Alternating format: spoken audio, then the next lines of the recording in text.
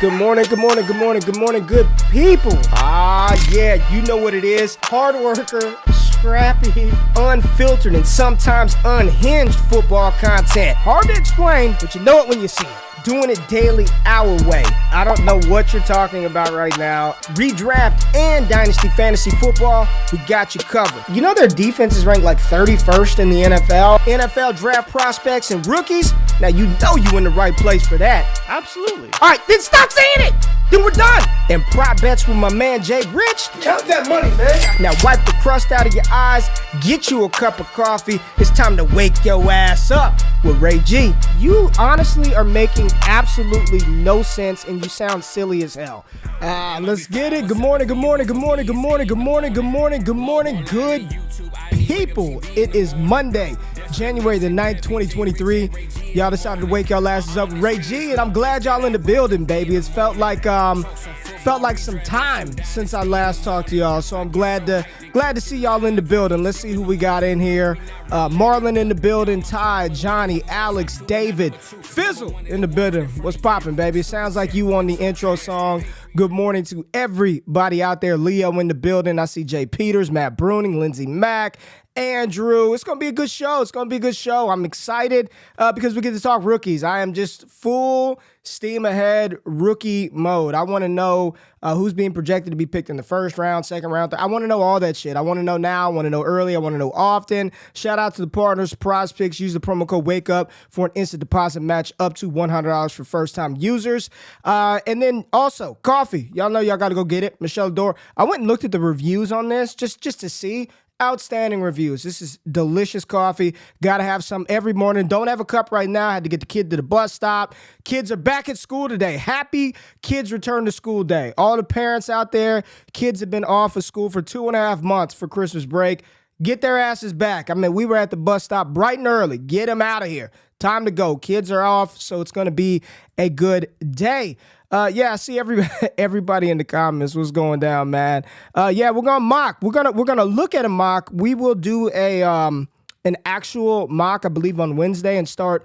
The thing is, I want to at least get mocks that consist of 2 rounds because most of the mocks right now are just first round. So if we did a rookie mock based on the first round, we'd have 8 picks. So we need at least a mock that will give us a second round. TDN, the Draft Network, normally does that. So we'll be waiting to see if they post the second round of the mock that was just released yesterday. And then we can do like a thorough, proper rookie mock. But let's just talk a little football real quick. Big game tonight. We've got the national championship, Georgia versus TCU. Stetson Bennett versus Max Duggan. Not a lot of people predicted TCU to be in the national championship, but all eyes will be on that tonight from an NFL draft standpoint. Definitely want to see Quentin Johnston up against Keely Ringo, Stokes, some of these highly touted secondary players for Georgia on the other side of the ball. Kenny McIntosh, we'll be watching Jalen Carter on the defensive side, potentially the number 1 overall pick. And from an NFL standpoint, the playoffs are set. So we've got the NFL playoffs set. Kind of a weird week 18, right? Teams just resting starters. It kind of felt like a preseason game for some teams, and some teams had to go out there and get it. But we know that the Kansas City Chiefs are the number 1 seed out of the AFC, and we know the Philadelphia Eagles are the number 1 seed from the NFC. We've got Dallas versus Tampa Bay. Tampa Bay limping in the playoffs, but they do host a home game versus Dallas.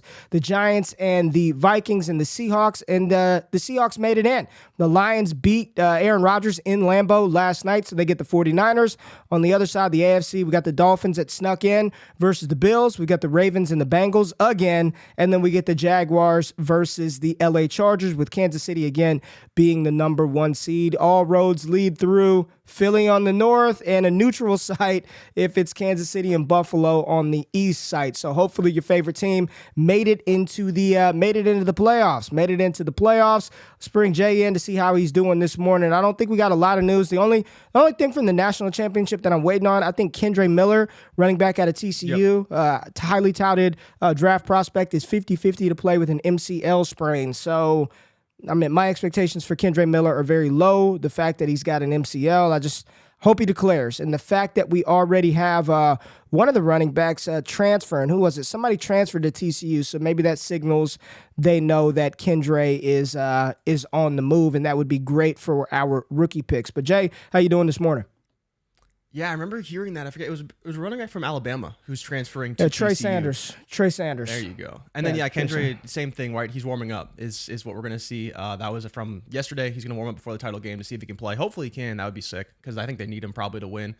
I don't know about that. I don't know about that. You don't think so, eh? You think the backup running back's going to be good enough? He's pretty good. He's pretty good. Yeah, they need Duggan to play well, right? That's what it comes down to. They need quite a few things to happen in order to win tonight, in my opinion. But all eyes will be on the Natty tonight, 6:30 my time, probably 7:30 for all you East Coasters, and even earlier if you are on the West Coast. But today we will be taking a look at one of my friends, Jordan Reid of ESPN, good friend of mine in the space. He released a mock draft last week over on ESPN. First round mock. Some of the draft order and slots have changed based on the happenings of yesterday with the Chicago Bears claiming the number 1 overall pick.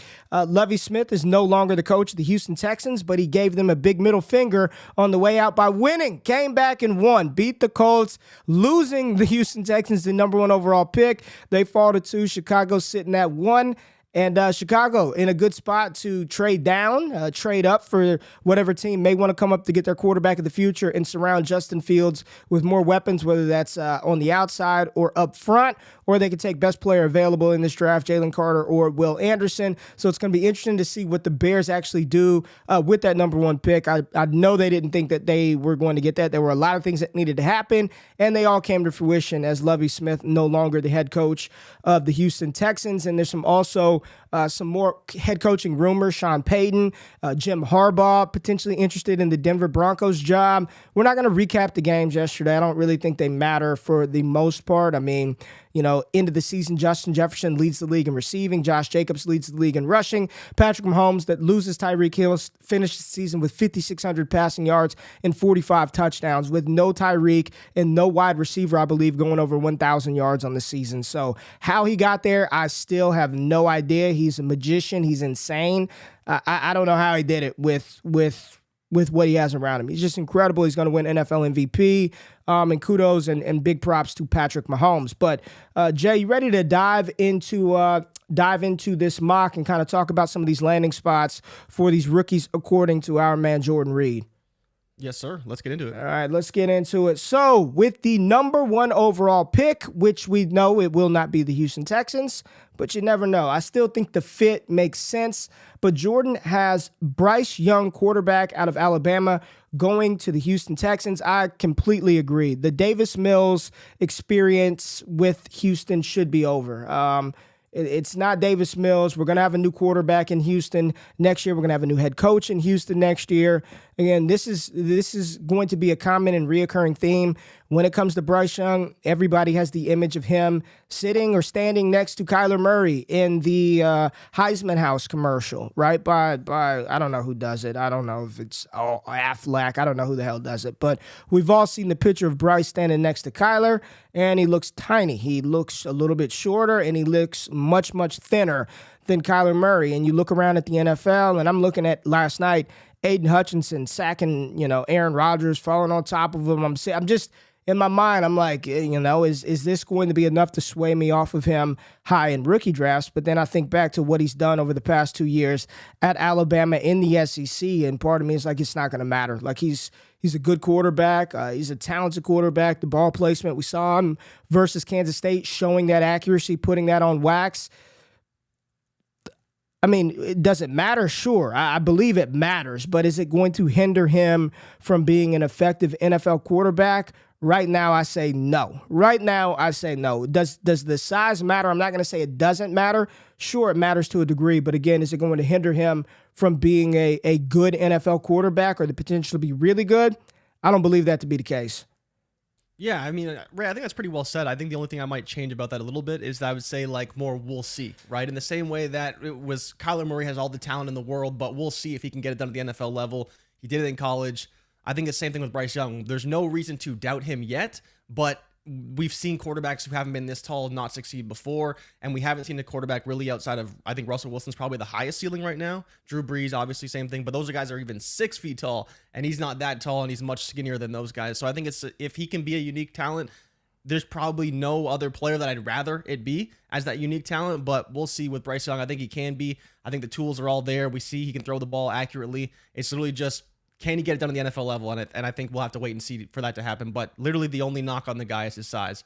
And you can't say that about any other quarterback in this class. Yeah, I'm not even worried about the height, to be honest with you. It's more the weight. I'm not concerned about the height per se. I think he'll be fine. There's some things you can do schematically from the quarterback position where you can have them take deeper drops, put them on the move, roll them out.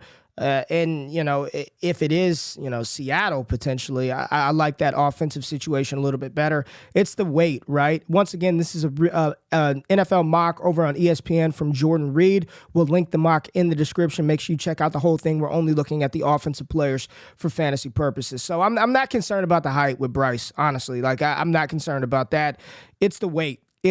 That's where Durability, right? Well, all these guys have warts, right? I don't think there's any perfect quarterback prospect in this class. I don't think Trevor Lawrence was perfect, but he was damn near there. Like, you look at him, the size, the speed, the winning percentage and everything. Like, he was, if you're going to build one, they look like Trevor Lawrence. They look like Andrew Luck. They don't look like Bryce Young, but he's just got something that a lot of other quarterbacks don't have. And I do think that counts for something. He has the it factor, whatever that may be. I can't quantify that, those but big moments. Yeah, he has it. Every big moment. I saw him do it versus Auburn coming back 2 years ago en route to the national championship run. I've seen him do it multiple times this year. He has those moments. All right. With the second player off of the board, offensive skill position wise for fantasy purposes, Jordan has the Indianapolis Colts selecting C.J. Stroud. And the more and more I see this landing spot, the more and more I'm like, this is going to happen. Whether that means Indy trades up with Chicago, I could see them moving up to 1 just in case they're fearful that Houston takes Stroud at 2, or they're fearful that the Raiders move up to take a quarterback, because we know Jarrett Stidham is not the answer there long-term or even at the start of next season. You can't go into next season with Jarrett Stidham at quarterback.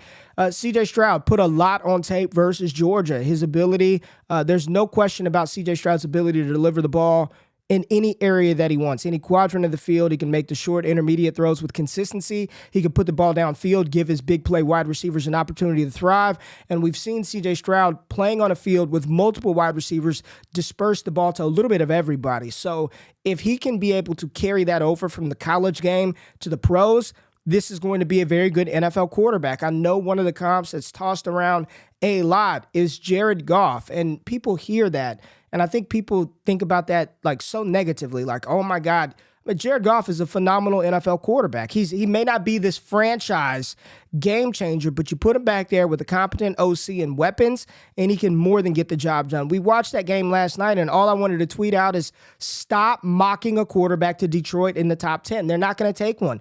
Not when you've got this quarterback on this contract, and he's this good. Jared Goff finished, I believe, top 6, top 7 in every major statistical quarterback category in the NFL that last season.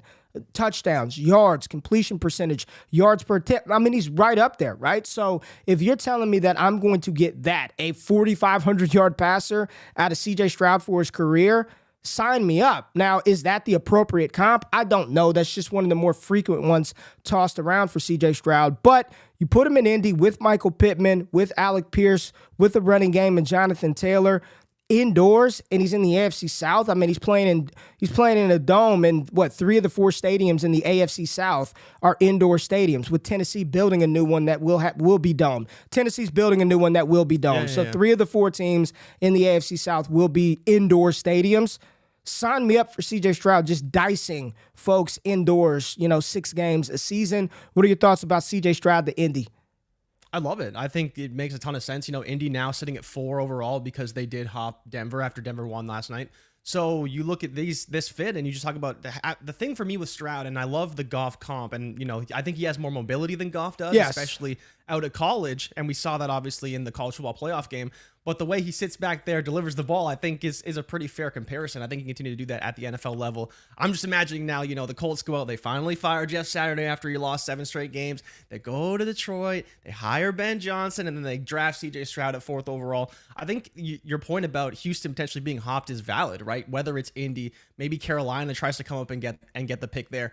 We'll see, but I think now that Chicago's at number 1, it does open the doors for more exciting trade scenarios down the line. And then even Arizona at 3. Did they trade down because someone else may want to come up for a quarterback as well and hop Indy for that spot? So I think there's a lot of interesting spots in the draft board, but Stroud to Indy would be a great fit. Hopefully they can revamp that offensive line, get some more weapons for CJ Stroud, and he's already got a decent amount of ones there as well. So I think it's a great spot for a quarterback. It's really just Houston, man. Can Bryce Young and the Houston Texans navigate that situation? But much prefer Stroud going to Indy, where I know there's already some good pieces there. It just depends on the coach they bring in and how they build that team around him. Yeah, David said no need for Indy to trade up if they are at 4, if they want Stroud over Young, because there will be teams that do not have Bryce Young on their board because of the size, because that's just how they draft. They've got to be 6'3", 220 pounds. Like, that's just how they draft. So some teams may not have Bryce on the board. Some teams may say Levis and A-Rich are not on our board. There's one true NFL quarterback out here, and it's CJ Stroud. And when you've got a team in front of you that literally could take that player, they may not have a choice. So, but for me, in my opinion, this is for CJ Stroud. I would love this fit. Again, I want to see who they bring in, right? I do not believe Jeff Saturday will be named the head coach of the Indianapolis Colts. It's Jim Irsay. Who knows? Never know. You never know. But I don't think they will. I want to see who comes in. There's a lot of smoke about is it the OC for the Philadelphia Eagles? Is it Gannon, I believe is his name? Yep. Gannon from the Eagles getting a job. I'm sure Ben Johnson will be a hot name, but hopefully Detroit can keep Ben Johnson there a little bit longer. I'd be interested to see who the Colts bring in to lead that organization next year, but this is as good as a fit as it gets, in my opinion. Not only does he have the weapons on the outside, you got a young tight end that I think has a lot of promise in Jelani Woods there as well. So I love this fit for CJ Stroud to the Indianapolis Colts. Love him in the AFC South. Low market, low pressure, indoor. Love it, love it, love it. CJ Stroud, Indy, sign me up. All right, next pick off of the board. Here we go. The Las Vegas Raiders find their quarterback of the future, or attempt to find their quarterback of the future, and they draft Will Levis, quarterback out of Kentucky. Listen, I think we can all agree that Derek Carr's days are done in Las Vegas. They're done. Yep. Derek Carr will no longer be a Raider. We'll see where he'll play next year. I think there are odds. The Jets are high up on that list of potential landing spots for Derek Carr. The Raiders are kind of just a mess from top to bottom. The head coach is a mess. I don't know what they do with Josh Jacobs. I'm watching the game. You got the Kansas City Chiefs doing ring around the Rosie, literally in a. Think about how, and they scored a touchdown. Disrespectful. And then they scored a touchdown. Right now, it wasn't the play itself. I mean, Tony made a nice play, but they're playing. It's an NFL game, and the Chiefs are literally going around in circles, ring around the Rosie, and run a play and score on you. I mean, the level of disrespect. There aren't a ton of things you can do on a football field that are like disrespectful in basketball. I mean, you can get dunked on, you can get crossed over, break your ankles, stepped over like Allen Iverson on Tyronn Lue. In baseball, you can get the Batista bat flip, just disrespect. Football, you do ring around the Rosie and score a touchdown. The disrespect there is just, it almost warrants a firing of Josh McDaniels to let that happen off of that play alone. But back to Will Levis. I don't know, man. I'm a pseudo Raiders fan. I just don't know, man. I don't know. I don't know about the fit. I don't know. I know they need a guy.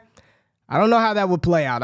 All I'm going to say is I just don't know about this one. I don't know how I feel about this. Yeah, Ray, I think you brought up a big point about the Raiders, is that their team construction right now is very much in question.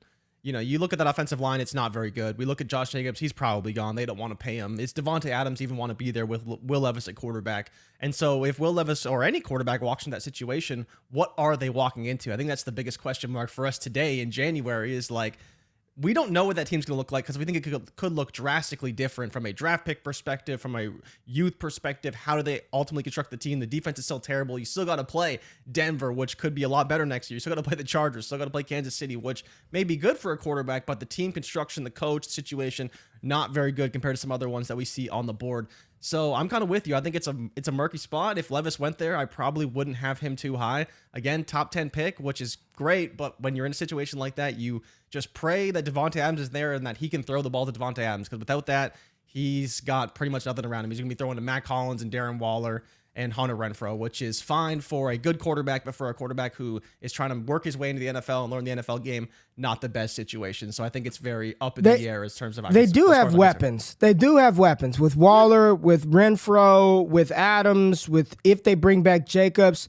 I don't think. Here's my thing. Why for me the Raiders don't make sense for Tom Brady nor Aaron Rodgers. They're not a Tom Brady or Aaron Rodgers away from winning. Like, Tom Brady goes to the Raiders, I don't know how much better of a situation that is than he is currently in Tampa Bay. Like, that, the Raiders aren't winning the AFC West. They've got to get through Kansas City. They've got to get through the Chargers. They're not winning the West. They're not strong contenders in the, like, this isn't Tom Brady. Like, Tom Brady, for as great as he's been, if we're being real, he's been kind of subpar this year. And you could either blame that on Todd Bowles, blame that on the Bucks, blame that on Byron Leftwich.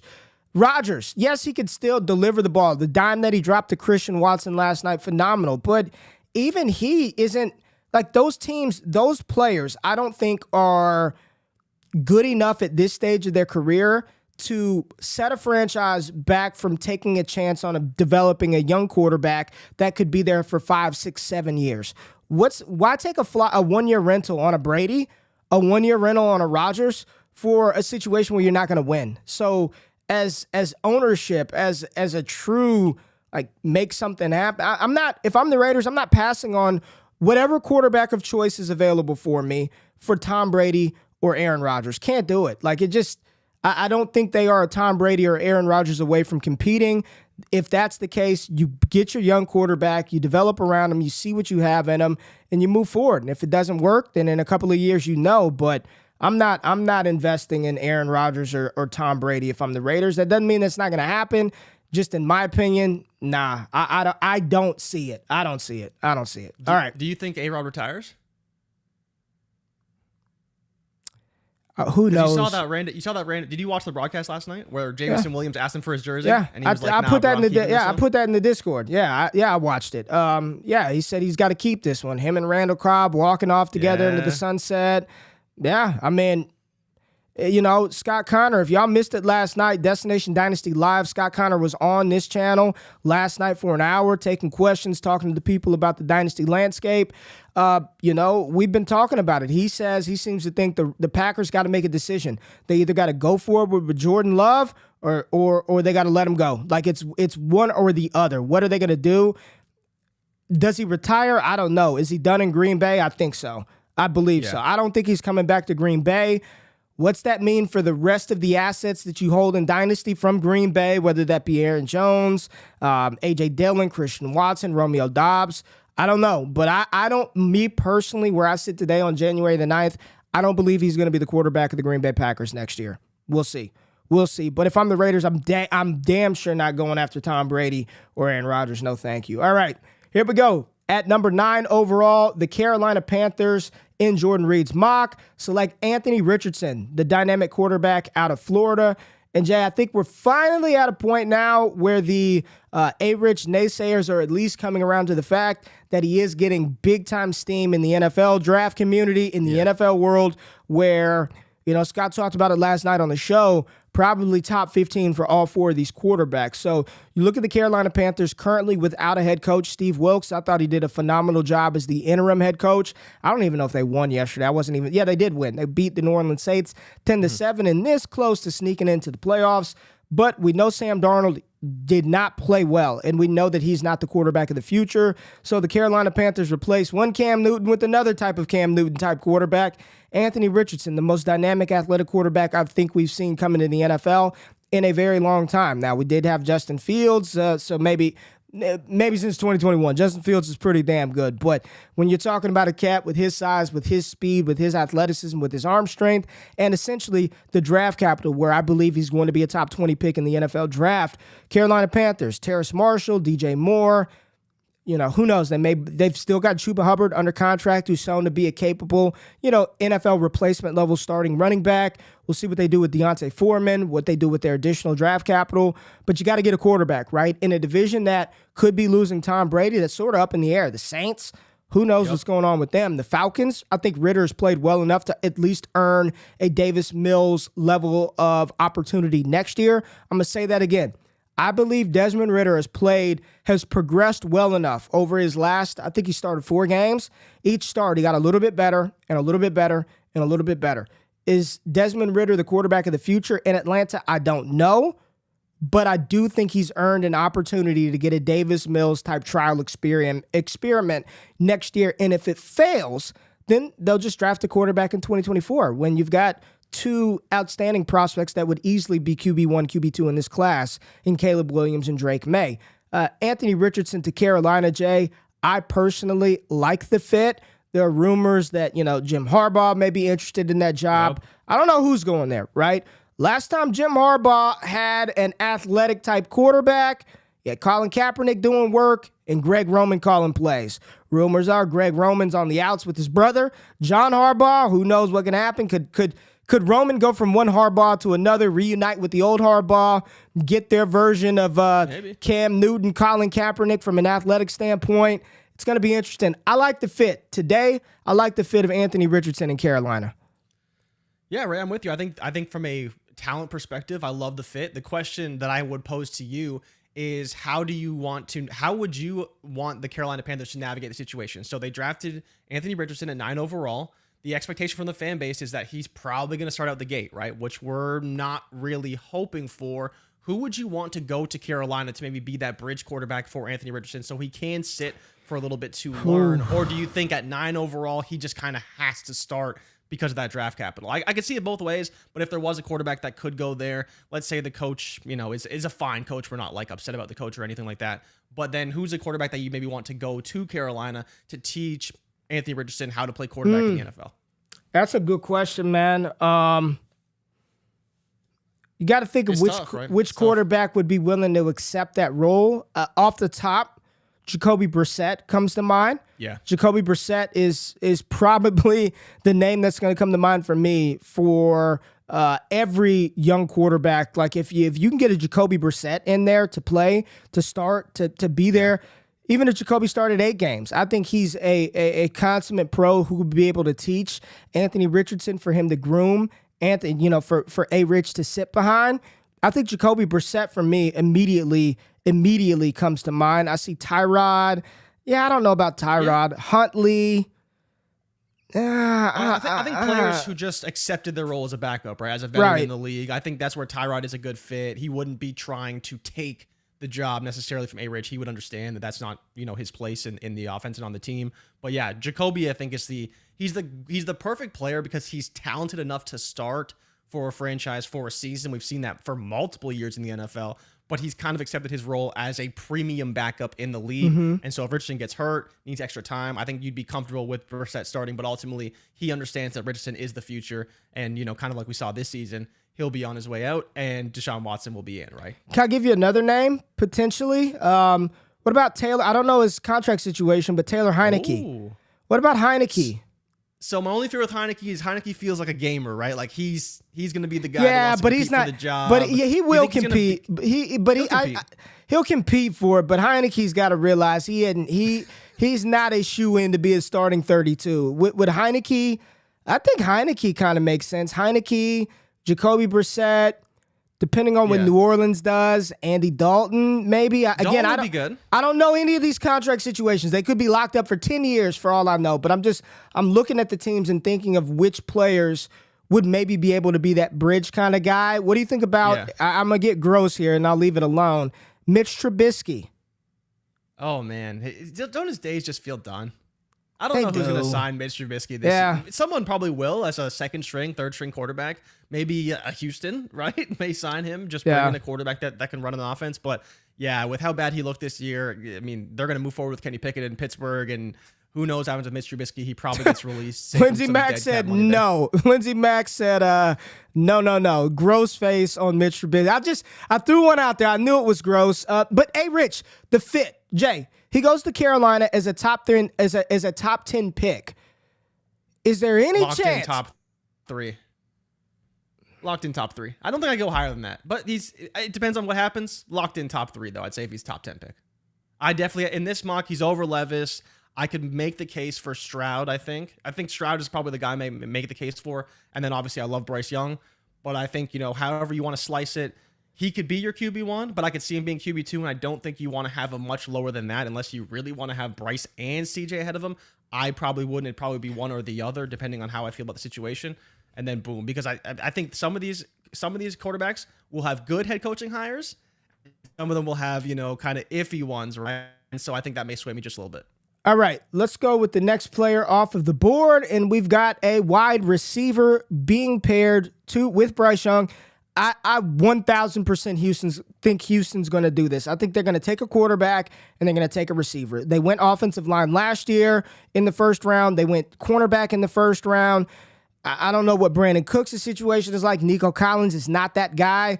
They have nobody else outside to throw to. Chris Moore and Amari Rodgers.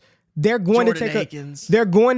Jordan Akins catching touchdown passes. They're going to take a quarterback and a wide receiver in round one. Like, I wholeheartedly believe that. They stay in state. They get Quentin Johnston. Again, we see him tonight versus Malachi Stokes. We get to see him tonight versus Keely Ringo. It's going to be a big... Now, there's a lot of names being thrown around for old Quentin Johnston, right? And yes, they drafted Mechie last year, but, he's dealing with, I believe, non-Hodgkin's lymphoma, I believe. Yeah. And I don't know his status with dealing with the treatment and being able to come back and play. I don't know his status on that. But the Houston Texans, Quentin Johnston in Houston with Bryce Young, I would like it. I would like it. I'm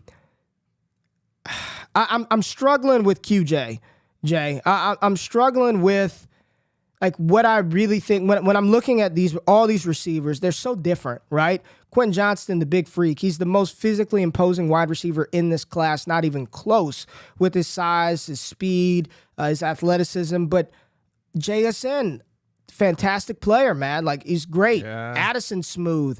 I can make a case. We got Kayshon Boutte in the class. Boutte is in. I don't even know if we talked about that last week, but Boutte is back. He ain't going to be a first-round pick, but he's back.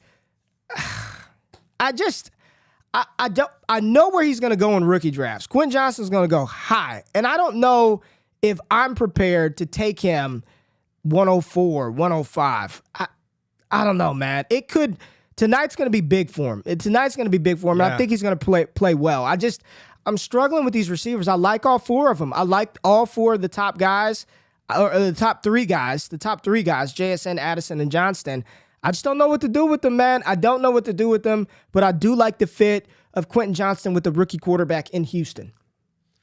Yeah, Ray, I think it's funny. I don't think Quentin Johnston is wide receiver one locked in just yet. But like you mentioned, tonight, he could basically be there, right? He could. National stage, national championship. If he has another performance like he did in the last game, he's probably locked in at wide receiver one because none of these guys are playing any more games. Yes, the combine will matter, but QJ will look just as good in the combine as everybody else, right? And so I think this may sway some people, some evaluators, some scouts, because it's a big stage against Georgia. If he, goes deep on Carly Ringo, he might be over. QJ may be wide receiver one. Does he go only at 12, though, Ray? I think there's maybe a chance he even goes higher than that. That's what I'm saying. We've seen a lot of receivers go higher. Yeah. So I like the fit with Bryce Young. Bryce Young's had, tall, fast receivers before that he can throw the ball to. I think QJ is a slightly different fit than what he's used to playing with, but I think he'll adapt and be able to get the ball to him, which is really all that matters. And then I like the fit in Houston. I think there's no target competition. He's probably walking into 100 targets. You probably should draft him safely in the top 6 or 7 because the targets will be there for him. It's just, can he produce in Houston is really the only question, but I think he's going to be just fine. It's just, like you said, is he wide receiver one? Not for me, but if he gets drafted there, I can't really blame any NFL owner, GM for taking him because he does have a ton of potential if he realizes it and could be the best wide receiver in the class fairly easily because of that. Listen, I've been saying this for months. I think, I'm telling you, the stain of Big 12 wide receivers, or in particular TCU with Josh Doxson and Jalen Reagor, are going to be very hard for some people to just get over. They're just going to be like, I'm not buying into a TCU wide receiver. I want nothing to do with Big 12 wide receivers. I try not to do that. You got to scout the player, not the helmet, right? But there's a fair question. Like, Adam says, has TCU's offense changed since Rager? I remember he came out with minimal stats, do their offensive scheme, but check the boxes. I mean, they've changed. New coach, right? They changed new coach, but I mean, I get the overall sentiment of what he's saying. Like, why, if this guy's the one, why didn't he just destroy this year? He only had 59 receptions. He'll have more tonight. Just cracked over 1,000 yards. I understand.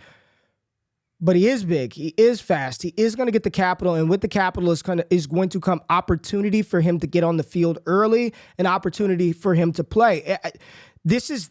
Listen, man. Every one of these guys, every one of these wide receivers, at least the top 3 that we continue to talk about, and if you want to extend that onto the top 5 by adding Kayshon Boutte and Jalen Hyatt into this mix, Jay, all 5 of these guys, there's something that went wrong. JSN hurt all year, didn't play. Quentin Johnston, TCU wide receiver, Big 12 wide receiver.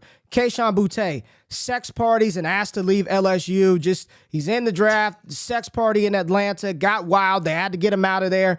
Who knows? And here's the real deal about Boutte. If we're keeping it a buck, we're just being 100%. He was outplayed by Malik Neighbors. If y'all don't know who Malik Neighbors is now, I've been telling you since the beginning of the season, the next great LSU wide receiver wears number 8. Malik Neighbors is going to check every analytical box. He's got the side, the speeds. He was the best wide receiver on LSU last year. And towards down the stretch, you know who the second best pass catcher was? Mason Taylor, a freshman tight end, who's incredible. You're laughing, but it ain't no laughing matter. The son of Hall of Famer Jason Taylor, Mason Taylor is fucking legit. Like, he's good. Mason Taylor is the real deal. So you've got that with Kayshon Boutte. And then Jordan Addison, the same people who hated Devontae Smith, they're going to hate Jordan Addison because he's skinny, he's smooth. So there's just going to be a lot of stuff around all these guys, and they're probably all going to be first-round picks. I like Johnston paired with Bryce Young. Long story short, I like the pairing of Johnston with Bryce Young. So here's the thing. Best player available. Next player off of the board in Reid's mock, I've seen him as a top 5 player in the class, period. Overall, top 5 player in the class. So let's talk about this one. So we've got right here the Detroit Lions at 18 selecting running back Bijan Robinson out of Texas.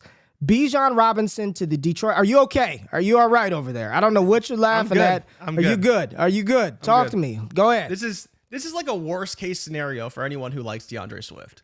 Because, I mean, let's be real. DeAndre Swift's going to be, I believe, on an expiring contract coming into next season. They draft Bijan Robinson. Jamal Williams probably gone. Shout out to Jamal Williams. Even give him a shout out. Broke Barry Sanders' record leading rushing touchdowns for the Detroit Lions. But yeah, Bijan Robinson going to this offense would be incredible. Hopefully they keep Ben Johnson so he can continue to run that offense with Bijan Robinson. But I mean, RIP DeAndre Swift. There's no ifs, ands, or buts about it. DeAndre Swift is a great running back. He's always hurt. You're bringing Bijan Robinson, who is a far more talented rusher and receiver, in my opinion. And Detroit's offense will just keep going. Jared Goff, you have Jamison Williams, you have Amon-Ra St. Brown, DJ Shark. We'll see what they do with him, whether they replace him or they retain him over the next season. Jared Goff continues to deal behind that offensive line, and Bijan Robinson can run behind that line. It's a great fit. It just sucks for anyone who likes DeAndre Swift. Okay.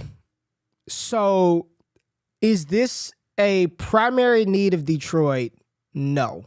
But when you get a player of his caliber that falls to you and potentially you don't believe in what you have in the backfield right now, I'm not saying it's a pick that I would make, but I can 1,000% see it happening. You know what I mean? Like I could. Oh yeah. This is the case of need versus BPA.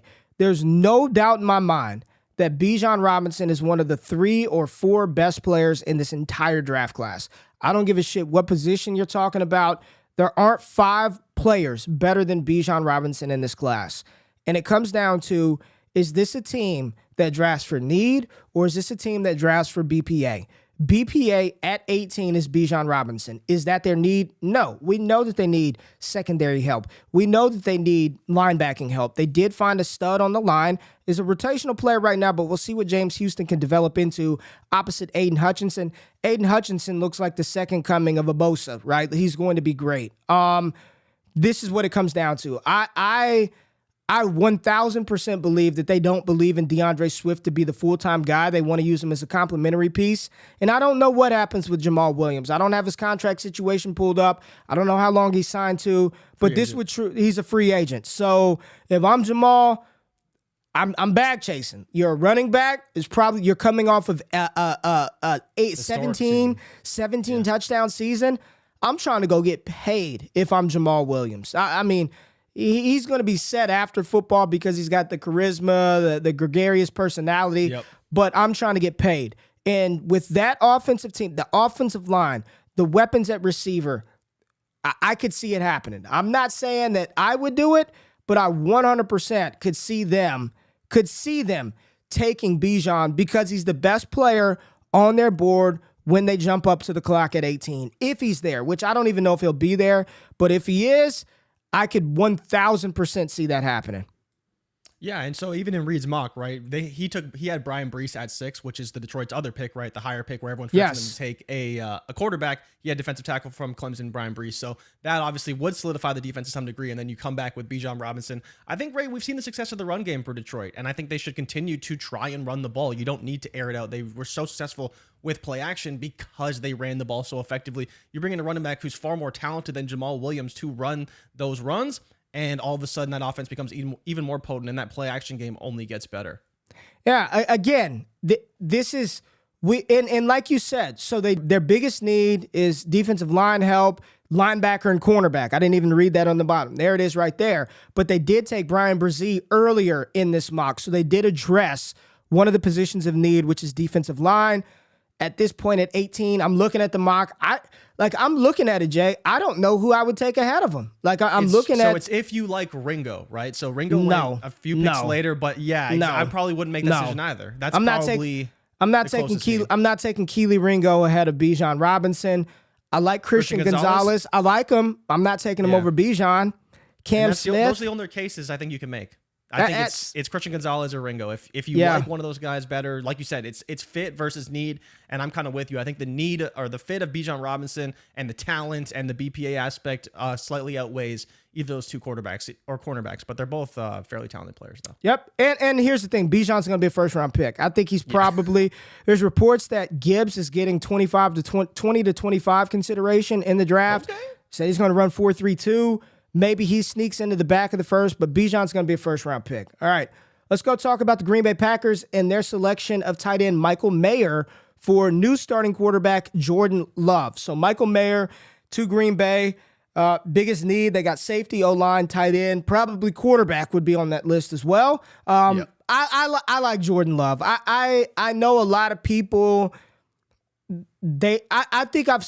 want to see him. I want to see. Here's the thing with Love. They drafted him in the first round. They're going to give him an opportunity. They're going to give him an opportunity to start. Now, he's had to sit for, 3 years? How long has Love been sitting? 3 years? It's basically 3 years, yeah. 3 years? Like Scott was talking about, they have to decide on his fifth-year option this offseason.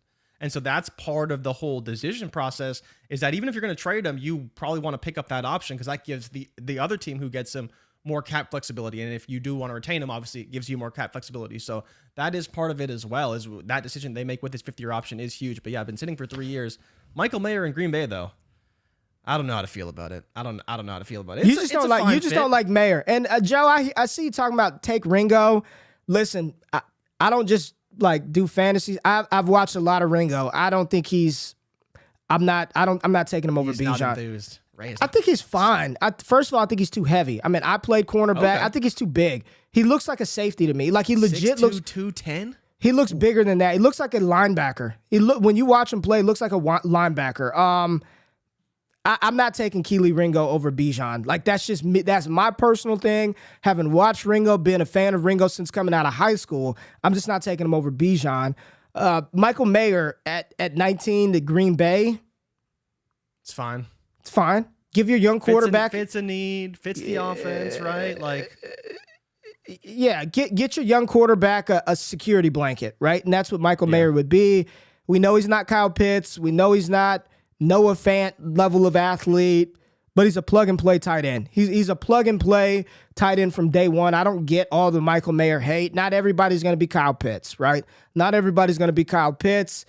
I think he's gonna be. I think he's fine. I think Michael Mayer. You'll look back and be like, he's a good tight end. Like I want some Michael Mayer. I don't think we'll be like, man. I gotta have like he's Travis Kelce. I think he's some Michael Mayer. Yeah, I think he's fine though. I think he's a fine tight end. I think the biggest problem for Mayer with me is that you look at the first round tight ends over the past few years, and he's not an athlete of even an Njoku or an Engram or a Howard, right? When they all came out and they were all first round tight ends, and so he is living and dying off the production. And we'll see what happens with production, but it's and he's produced, and we know there's no correlation. We know there's no correlation between production at tight end in college to the NFL. Yeah. We know that, but he has produced. He has. Matt Bruning said Ringo is not a corner in the NFL. That's how I look. He feels like a safety to me. I've seen him getting taken to the woodshed outside. I'm very curious to see him tonight versus QJ. I'm very curious to see that individual matchup. Like, as far as individual matchups, that's the one I'm paying attention to more than anything. I like Tomlin's Hodgins on the outside, opposite corner on TCU. No one really scares me on the outside for Georgia, and of course we want to see Brock Bowers play. All right, where we at? So we just talked Michael Mayer to Green Bay. Yep. We thought the fit was okay. Let's talk about this one. Jordan Addison to the New York Giants. And we're at the point now, Jay, where I think everybody can stop mocking a quarterback to the Giants. Yep. Daniel Jones. Listen, did you see Kenny Golladay almost catch a touchdown pass last night? Almost. Did they overturn it? Did they count it? I saw it, but I didn't know. They counted it? It was like turning back the clock 6 years, right? 10 years ago. Kenny Golladay, end zone, touchdown, right? Random end zone shot. Dude catch it with one hand. Random. Crazy. But Crazy. We're not, we know that the Giants need a wide receiver. So Jordan Addison to the Giants, I think it's a great pick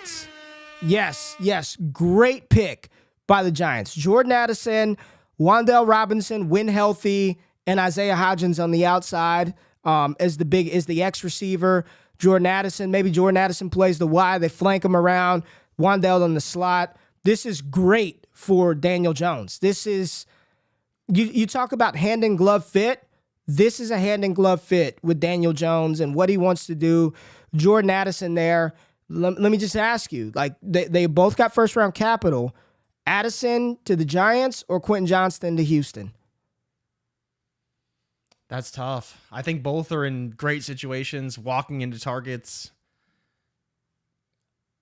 Oh, man, that's real. I want it to be Addison. I think Addison's in a better offense. Obviously, those playoff Giants are going to be good for a few years with Daboll. I like the way he'd scheme him up. Like, Ray, how could you not imagine, and again, it's not the same, how does he not get used exactly like Stephon Diggs was used in Buffalo? I know. I think the size, the comparables to the skill set all match up for him. And so if you just look at it from that perspective, we said, well, man, if you get Jefferson in that Diggs role, he could be really good, and he was really good. And you think about putting Jordan Addison, a very talented wide receiver, in that Diggs role, in this Daboll offense, that's what it's missing. And if he can succeed in that role, he would be damn good. And so then you look at Houston, you're like, okay, QJ's going to get a ton of targets from Bryce Young, which is great, but we don't know the scheme, the utilization. I think I'd probably trust Daboll in that offense and Addison to be the higher wide receiver for sure. Daboll, I just trust him. I trust him with my life, man. I trust him with my life. Whatever Daboll touches, I believe it. So far, so good for Brian Daboll. He's got the Giants in the playoffs. This was a team, if you go back to August when we were looking at some early mocks and ADP, Giants were picking top 5 every mock. Top 5.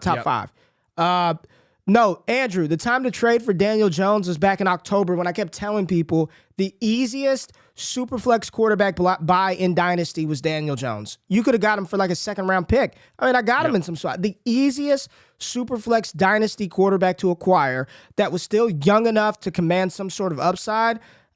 I love it, man. I freaking love this for the Giants. I love it for Daniel Jones. Stock up for everybody.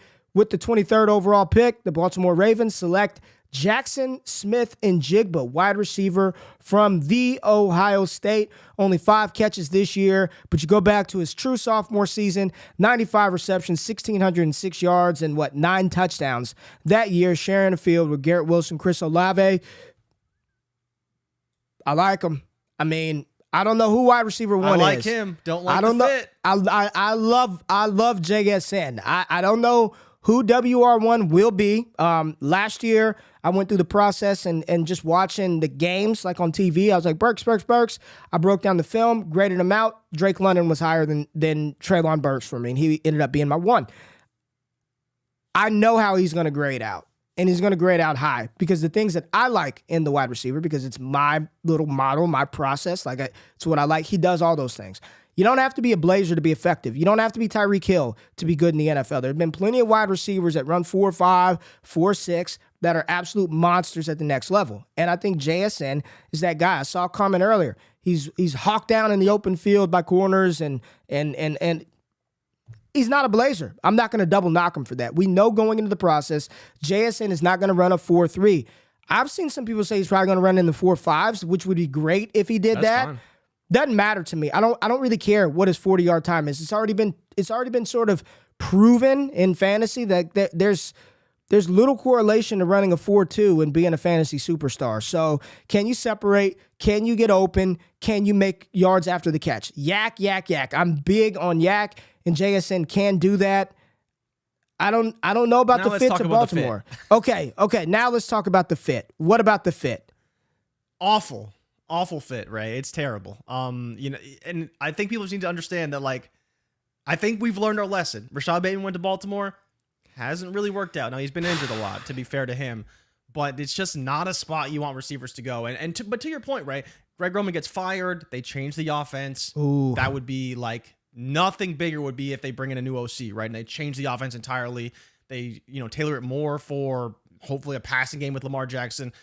I think it's a fine fit. In my opinion, he would probably be the WR1 over Bateman. I think he just does a better job getting open. I think he's better after the catch than Bateman. And I think the way we've seen Bateman utilized is more of a deep intermediate role, which we didn't expect from him because that's not really his skill set, in my opinion. But that's how they're using him in the offense. So that's the routes he's going to run. If they bring in a short intermediate guy, which JSN would definitely be if he's there with Bateman, I think Bateman's is probably just a deep threat at that point. Clear out for the guys, run the deep routes, and then you have Mark Andrews over the middle, and then you have JSN in the short and intermediate. And both those guys, in my opinion, would thrive over Bateman. Jay, I'm looking for the because I just want to show it right now. I'm looking for the video that I sent you the other day. I'm about to post it in here. This is all I need to see. Let's drop this in the stream. Let's just Jay, this is all I need to see. When I saw JSN, I sent you this the other day. Working him here, catch the ball, yap, gone, right? When you can move like this in short areas, Jay, I'm in, baby. Jay, I'm in. Sign me up. Oh, I'm my bad. Sign me up. No, sign me up. Sign me up for JSN. If he's doing shit like that, sign me up. I'm telling you, if I'm just looking at how they play wide receiver, I don't think there's a better one in the class. There's no doubt. I'm so happy, right? This makes me so happy. There's no doubt. You know how happy this makes me? There's no doubt Quentin Johnston has the skill set and inventory to be a monster. No doubt. At that size, that speed, monster. But you're just talking about good at playing wide receiver. There's none better than JSN. There isn't. And I don't care how fast he is. I don't care about how high he jumps in the vertical jump. On the field, baby. On the goddamn field, Jay. No wide receiver better than Jackson Smith and Jigba. All right. I'm so happy. We've come full circle. You used to be a big wide receiver guy. Your wide receivers need to be 6'4", need to run fast, jump high. And now you're like, nah, it's okay. I'll take the guy who's actually good on the field, who can get open, run routes. All right. It's just so proud of you, Ray. All right. Let's get with the final pick of this mock. The Justin Herbert-led Los Angeles Chargers, who you saw Mike Williams got dinged up yesterday. Yeah. I mean, just always hurt. They select Jalen Hyatt, wide receiver out of Tennessee. Speed threat. One of their biggest needs, according to Jordan Reid, is the wide receiver position, D tackle and tight end. They're not taking a tight end here. They're not taking Darnell Washington at 24. So you look at wide receiver, and you've got the remaining best available is Hyatt. You've got Rashee Rice. You've got Zay Flowers. You've got Kayshon Boutte. You've got Jalen Hyatt. I mean, Jay, Scott Connor has talked about I believe Justin Herbert's average depth of target is ridiculously low for as good as he is. Like he leads the league in passes thrown at or behind the line of scrimmage. He's not pushing the ball downfield, and I believe that's a byproduct of not having a guy to go do that. Like they don't have a guy consistently that can stretch the field. Jalen Hyatt averaging almost 19 yards per catch last year with Hendon Hooker. They'll probably ask him to do about 3 routes.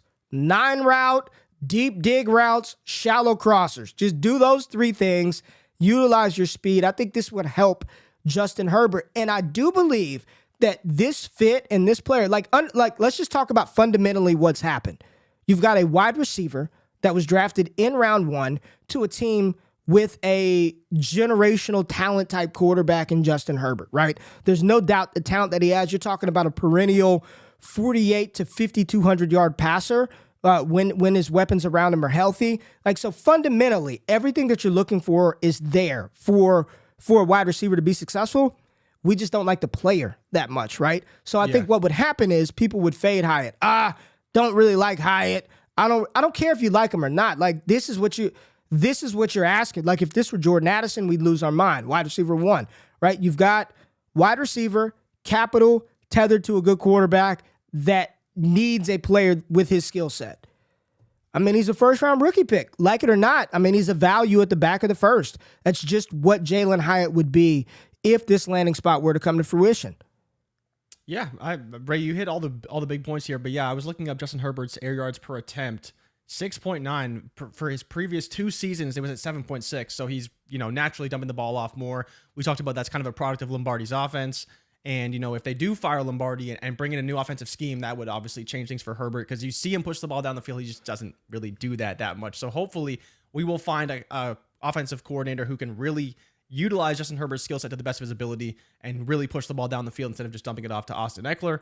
But, we'll see. I think to your point about Hyatt, the deep threat is massive for them, and he can do that better than probably anyone in the class, I'd say. You look at what he did in the SEC, it's very difficult to deny that he is probably the most talented deep threat in the class outside of, maybe a lower tier guy that we just don't know as much about. But to do that, win the Blitnikoff, all those things is it really showcases his talent. He won the Blitnikoff, and I know that doesn't mean much, but he was crowned the best receiver.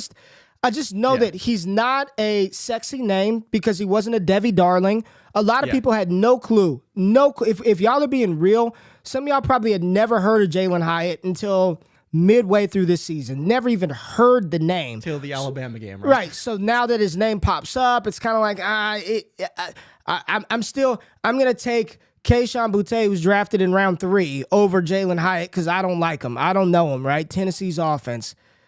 I don't think he's 19 yards per reception, Ray. 19 yards per reception. He's got a particular set of skills, and he does that very, very well. So those were all the offensive players in Jordan Reid's mock. No Jahmyr Gibbs in round 1. So no Gibbs, no Boutte, no Darnell Washington, no sleeper quarterback. And again, this mock was posted 5 days ago, but I love Jay Reid. He's one of the sharpest draft minds that I know. Great friend of mine, great mentor, just somebody that I aspire to be the type of deliverer of information that he is. I wanted to take a look at his mock. We'll link the entire mock in the description of this video. We've got a couple of super chat questions, Jay, that we've got to get to before we get out of here. First one from Chris. Here we go. League draft before the NFL draft or after? Oh boy. I was very loud and vocal about you cowards out there, stand on your scouting process, do your rookie drafts before the end. I was on the top of I summited Everest. I did this, Jay. I summited the top of Mount Everest and shouted down on the peasants who were too cowardly to draft before the NFL draft. And you know what happened? I drafted Matt Corral at the 103. I took Isaiah Spiller at 160. Listen, I still like it, but you better if you're feeling bold. It's fun. I love it. It's fun. Draft day really fun. It's also maddening. It was stressful. Last year it was not fun when you're sitting on those Matt Corral and Malik Willis shares, and round 1 ends and they don't get picked, and round 2 ends and they don't get picked, and you're round 3 ends and they still don't get picked. You're just screwed. I still like it before, but yeah, I think I would take the sure thing and not try to play the QB value game there. All right, we got another one right here. Got another super chat. Morning Ray, been offered Joe Burrow for 23, 101, 105, and Sam Howell. My other court. Yeah, I want Joe Burrow. Yeah, I want Joe Burrow. Want Joe Burrow, eh? I mean, he's basically saying 101, 105, and Sam Howell or Joe Burrow. I want Joe Burrow. So you want Joe Burrow for Bijan Robinson Joe Burrow. and Anthony Richardson. Easy. Okay. Give me Joe Burrow. Easy. Okay. Give me Joe Burrow. Give me Joe Burrow. I don't even care who your other quarterbacks are. He says he has the 109, 111, the 201. Yep, give me Joe Burrow. Easy. Go smash, accept that. Joe Burrow. Joe Burrow. Here we go. Would you rather have the 106 or Stephon Diggs, Jay? 106. Really? I think 106. I think so. I think you can make the case either side. Jahmyr Gibbs or Stephon Diggs? I think I'll take Diggs. But what if it's not Jahmyr Gibbs? What if it's Quinn Johnson? Then I want Stephon Diggs. I want Stephon Diggs over 106. Stephon Diggs, 106. I'd love to see what the chat says. I don't think that trade is going anywhere, though. Like today, I think if you take 106, you could probably get Stephon Diggs in a couple weeks anyways. You could probably get him back or an equivalent player back. Uh-oh. David from across the pond. You see he's got a Jaguars jersey on. Can you both give me your best Duval? I got you before we get out of here. I got you, David. You sent the super chat, so damn it. I will do something strange for a little piece of change. I will do the Duval County shout out for you after the show. But that is it. We looked at Jordan Reid's mock. I think we are going to do an actual rookie mock based on TDN's going to give me a round 2. I'm going to talk to him today, make sure we get a round 2 so we get more players in the pool. We got an actual mock coming on Wednesday. Make sure you wake up with us on Wednesday. Make sure you go back and watch Scott Connor's show, Destination Dynasty, live on this YouTube channel. If you did not watch it, I highly suggest you go back. Started talking about the 23 class. He answered a ton of questions before last night's Sunday night game.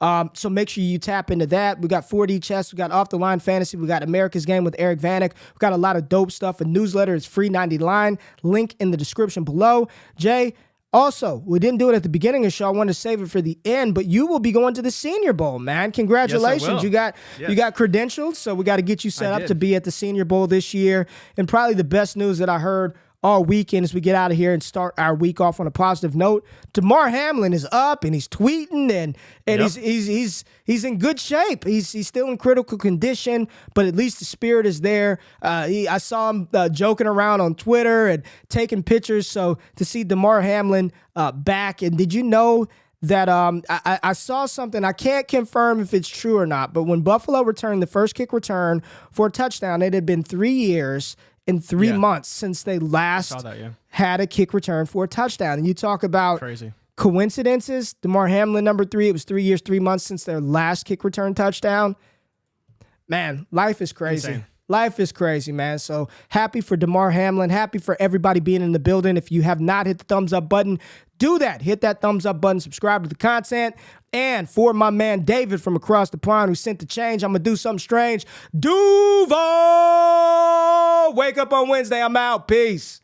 Thank y'all for watching the Wake Up Show with myself and Jay Rich. If you finished the show and you're still hanging around and have yet to hit the thumbs up button or subscribe to the channel, do that right now and turn them alerts on while you're at it. If you want more exclusive access to me, Jay Rich, the entire Destination Devy team, patreon.com/allgas gives you that access. Make sure you subscribe to the newsletter for free 99 content. And if you want to get in on that action, use the promo code WAKEUP over on PrizePicks for a 100% deposit match up to $100 for first-time users, and a brand new show dropping on the Mojo YouTube channel. Myself and Jay Rich will be talking about these players and their value from a stock market perspective every single week this fall over on Mojo. It's all gas all the time. Love y'all. I'm out of this thing. Peace.